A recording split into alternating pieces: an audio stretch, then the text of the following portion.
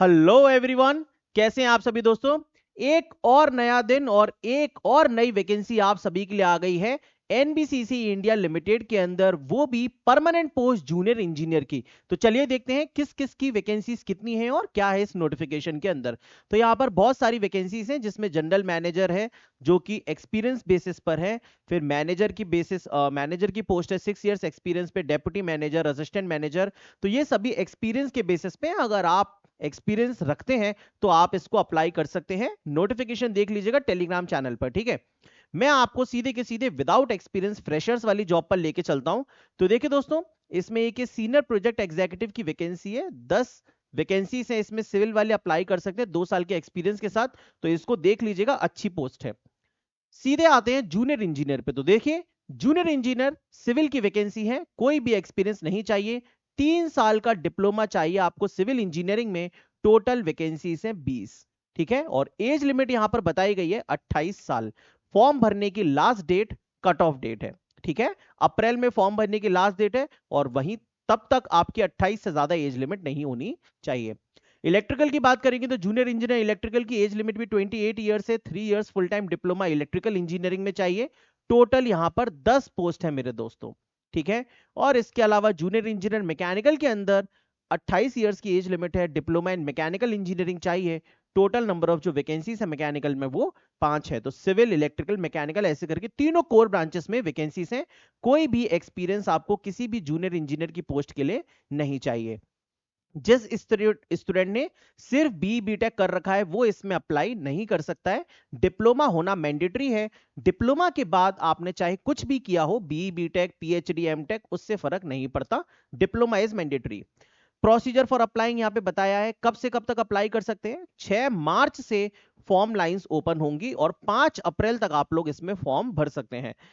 Tension मत लीजिएगा, आप अप्रैल तक फॉर्म भर सकते हैं इसमें। और इसका पेपर भी थोड़ा टाइम लेके होता है। जैसे लास्ट टाइम ये 2024 में आया था, तो शुरुआत के इन्हीं महीनों में आया था, फरवरी मार्च में, और पेपर हुआ था इसका अगस्त में। तो थोड़ा टाइम बाद ही इसका पेपर होता है, अर्जेंटली एकदम से नहीं होता, ठीक है। और चलते हैं नीचे नोटिफिकेशन के अंदर। तो यहां पर जो एग्जामिनेशन फीस है मेरे दोस्त वो 1000 रुपए है, ठीक है। और एससी और एसटी वालों के लिए कोई भी फीस नहीं लगने वाली। सिलेक्शन प्रोसीजर बताया है, सिर्फ और सिर्फ कंप्यूटर बेस्ड टेस्ट की बेसिस पे S3 कैटेगरी की जो पोस्ट है जूनियर इंजीनियर की, उस पर आपका सिलेक्शन हो जाएगा। सिर्फ और सिर्फ सीबीटी है, कोई भी इंटरव्यू इसके अंदर नहीं होगा। फिर इसके बाद रिम्यूनरेशन यहां पर बताया था, जो मतलब जब वैकेंसीज लिखी थी तभी बताया था। फिर जनरल इंस्ट्रक्शंस वगैरह दे रखे हैं, तो इंडियन नेशनल्स और बाकी सब चीजें, कुछ भी ऐसा इंपॉर्टेंट नहीं है इसके अंदर, है ना। बाकी और क्या है इस नोटिफिकेशन के अंदर, तो इतना सही है कि जूनियर इंजीनियर की वैकेंसी है। आपका मार्च में फॉर्म भरना स्टार्ट होगा, 5 अप्रैल तक आप लोग भर सकते हैं। अब मैं आपको इसका थोड़ा सा एक बार एग्जामिनेशन डिस्कस कर दूं। जैसा कि नोटिफिकेशन में एग्जामिनेशन पैटर्न नहीं बताया था, तो इसके एग्जाम में एक्चुअली में क्या आया था। तो देखिए, 24 अगस्त 2024 को इसका पेपर हुआ था। जूनियर इंजीनियर इलेक्ट्रिकल का पेपर है ये। सुबह 8:30 से 10:30 की शिफ्ट में इसमें क्या क्या आया था। तो देखिए, सबसे पहले जनरल इंग्लिश पूछी गई थी। कितने क्वेश्चंस जनरल इंग्लिश के दोस्तों इसमें टोटल कितने 10 क्वेश्चंस पूछे गए थे। ये देखिए 9 10 10 क्वेश्चन पूछे गए थे।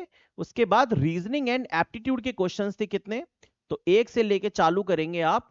तो मैंने ये पेपर देखा हुआ है, 20 क्वेश्चंस तक, मतलब 20 क्वेश्चन जी एप्टी और रीजनिंग के हैं, 10 एप्टी 10 रीजनिंग और 10 क्वेश्चन इंग्लिश के हैं। ऐसे करके टोटल 30 क्वेश्चन जो है आपके नॉन टेक्निकल के हैं। फिर नॉलेज ऑफ डिसिप्लिन की अगर बात करेंगे, मतलब इलेक्ट्रिकल के क्वेश्चंस, तो यहाँ पे टोटल कितने क्वेश्चंस हैं, 1 नंबर से लेके टोटल यहाँ पे जो क्वेश्चंस है दोस्तों वो आई थिंक 90 है, 90 क्वेश्चंस है। मतलब 90 टेक्निकल और 30 नॉन टेक्निकल, 120 क्वेश्चंस आने वाले हैं। 120 मिनट में आपको करने होंगे 2 घंटे के अंदर। तो पेपर का पैटर्न काफी सिंपल है, ना ही कोई जीके है ना ही कोई साइंस है, बस 10 क्वेश्चन इंग्लिश के हैं, उनको थोड़ा अच्छे से देख लीजिएगा। रीजनिंग मैथ आप लोग बना ही लेंगे, अभी रेलवे के लिए आपने इतनी सारी मैथ की प्रैक्टिस की है। उसके बाद टेक्निकल के यहाँ पे 90 क्वेश्चन आपको सॉल्व करने रहेंगे। इस पेपर को अगर आप डाउनलोड करना चाहते हैं तो मेरे एप्लीकेशन पर विजिट करके फ्री मटेरियल के सेक्शन में आपको फ्री ऑफ कॉस्ट ये पेपर मिल जाएगा, वहां पर डाउनलोड करके आप उसको प्रिंट भी करवा सकते हैं। ठीक है दोस्तों, ये वीडियो पसंद आई हो तो फटाफट से लाइक कर दीजिए और भी एग्जाम की रेगुलर अपडेट्स के लिए चैनल को सब्सक्राइब कर लीजिए। मिलता हूं नेक्स्ट वीडियो में। Thank you so much.